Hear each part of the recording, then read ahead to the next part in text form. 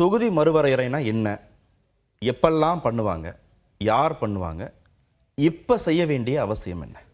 ஒவ்வொரு census population census முடிச்சதுக்கப்புறமும் தொகுதிகள் வந்து ஜனத்தொகையின் அடிப்படையில் தான் இருக்கணும் அப்படிங்கிறது ஒரு பேசிக் பிரின்சிபிள். அப்போது 51, 61, 71 சென்சஸ் முடிஞ்சது. என்ன நடந்ததுன்னா, தமிழ்நாடுக்கு வந்து 41 பார்லிமெண்ட்ரி கான்ஸ்டியூன்சி இருந்தது, லோக்சபா கான்ஸ்டியூன்சி. அவங்க ப்ரொக்ரெசிவாக வந்து குடும்ப கட்டுப்பாடெல்லாம் நல்லா அமல்படுத்தினாங்க, தமிழ்நாடு, கேரளா, ஆந்திரா இவங்கெல்லாம்.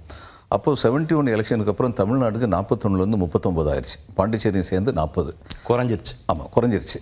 அப்போ இது தொடர்ந்து குறைஞ்சிக்கிட்டே போகிற மாதிரி தான் இருந்தது. ஏன்னா மத்திய பிரதேஷ், உத்தரப்பிரதேஷ், பீகாரில் வந்து எதிர்பார்த்த அளவுக்கு வந்து பாப்புலேஷன் குறைவு வந்து நடக்கலை. அப்போ அந்நேரம் வந்து தமிழ்நாடு வந்து முறையிட்டது, நாங்கள் நல்லா வேலை பார்த்தோங்கிறதுக்காக எங்களுக்கு தண்டனை கொடுக்கக்கூடாது அப்படின்னு.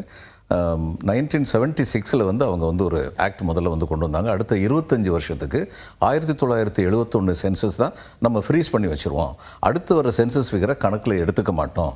டீலிமிட்டேஷன் ஆக்ட்னு ஒன்று இருக்குது. அந்த டீலிமிட்டேஷன் ஆக்ட் தான் சொல்லுது, ஒரு டீலிமிட்டேஷன் கமிஷன் அப்பாயிண்ட் பண்ணுவோம். ஒரு ரிட்டையர்டு சுப்ரீம் கோர்ட் ஜட்ஜி வந்து சேர்மனாக இருப்பார், சீஃப் எலெக்ஷன் கமிஷனர் மெம்பராக இருப்பார். எந்தெந்த மாநிலங்கள்லாம் வந்து டீலிமிட் பண்ண போகிறோமோ அந்த மாநிலங்களுடைய ஸ்டேட் எலெக்ஷன் கமிஷன்லாம் அதில் வந்து மெம்பராக இருப்பாங்க, பண்ணி இதை பண்ணுவோம் அப்படின்னு சொன்னதை 1971 அப்புறம் ஃப்ரீஸ் பண்ணிட்டாங்க. மிஸ்ஸஸ் காந்தி பீரியடில் அந்நேரம் சொன்னாங்க, மிஸ்டர் முரசொலி மாறன் பர்சனலாக போய் அவங்கள வந்து சந்திச்சார். அவங்க வந்து she was a national leader, அவங்க ஷி அண்டர்ஸ்டுட் அந்த மாதிரி நல்லா வேலை பார்த்து பனிஷ் பண்ணக்கூடாதுன்னு சொல்லி ஃப்ரீஸ் பண்ணிட்டாங்க. இப்போ 2001ஆம் ஆண்டு வரைக்கும் அது தாங்கும் இல்லை. 1971 சென்சஸ்க்கு அப்புறம் 25 வருஷம்னா 1996 வரைக்கும் தாங்கியிருக்கும்.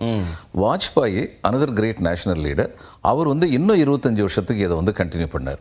அதனால 2026 வரைக்கும் 1971 சென்சஸில் வந்து எந்த கான்ஸ்டியூன்சிஸ் வந்து பார்லிமெண்ட்டில் இருந்ததோ இந்த 543 கான்ஸ்டியூன்சி வந்து மாறாது, நம்பர் ஆஃப் கான்ஸ்டியூன்சிஸ் மாறாது. அவங்களுக்குள்ள ஒவ்வொரு ஸ்டேட்டுக்குள்ளேயும் சில டீலிமிட்டேஷன் பண்ணிக்கலாம். உதாரணமாக சிவகாசி பார்லிமெண்ட்ரி கான்ஸ்டியூன்சியாக இருந்தது, இன்னைக்கு வந்து விருதுநகர் பார்லிமெண்ட்ரி கான்ஸ்டியூன்சியா இருக்கு, அந்த மாதிரி மாத்திக்கலாம்.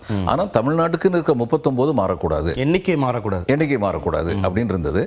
இப்போ இந்த 2026க்கு அப்புறம் அந்த நிலைமை மாற முடியும்.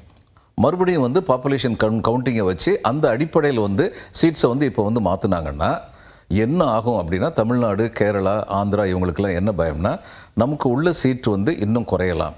543ங்கிறது அப்படி வச்சிருக்க முடியாது. இவங்க பார்லிமெண்ட் புது பில்டிங் கட்டும் போதே 830 பேருக்கும் என்னமோ வந்து மெம்பர் கொண்டு வந்தது 848 அந்த அடிப்படையில் தான் கொண்டு வந்தாங்க. அது நியாயமும் கூட.